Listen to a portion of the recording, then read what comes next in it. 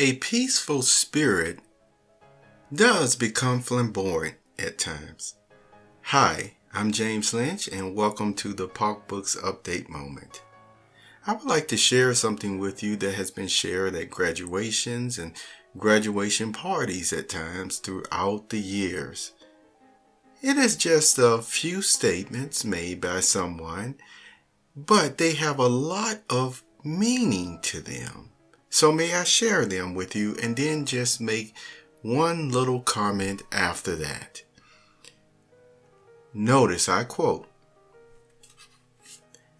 "It is not the critic who counts, not the man who points out how the strong man stumbled, or where the doer of deeds could have done them better.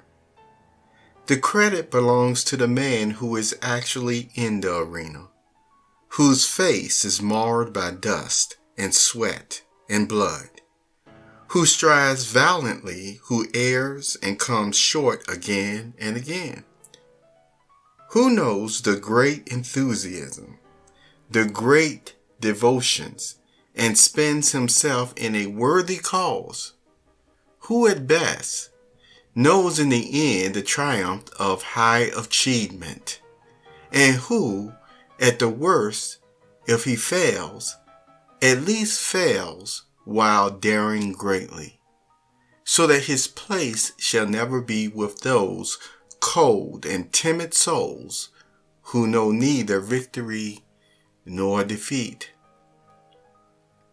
This quote by a boxer. Did you know that?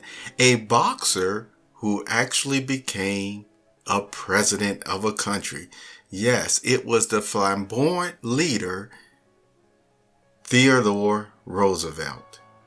He said that quote. He made that statement.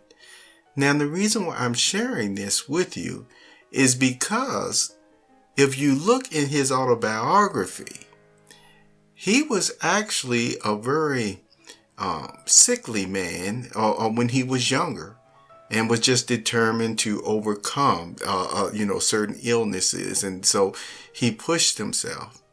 This is not to tell you that if you have physical illnesses or restraints upon yourself, that you have to push yourself. No, this is just to let you know that with determination, at times, you will have to speak up for a variety of subjects. And when you speak, it doesn't mean you have to be carrying a bat while you're speaking. Let your countenance, let your words mean what they say and say what you mean. At times, yes, you may have to really be to the point, even flamboyant, with your expressions to help persons to get it. But never, in this case, in this day and age, should you be resorting to violence. See, there's a reason why it's called peaceful protest. Once a protest goes from, I'm just stating something that would be stated in school. Once a protest goes from a person being attacked to property being damaged, looting, stealing of that nature, that is no longer in the same category, principle, law-abiding, or any otherwise of reasoning is considered peaceful protest. It has now crossed over, morphed into what? A riot. Okay? A riot is different from a peaceful protest.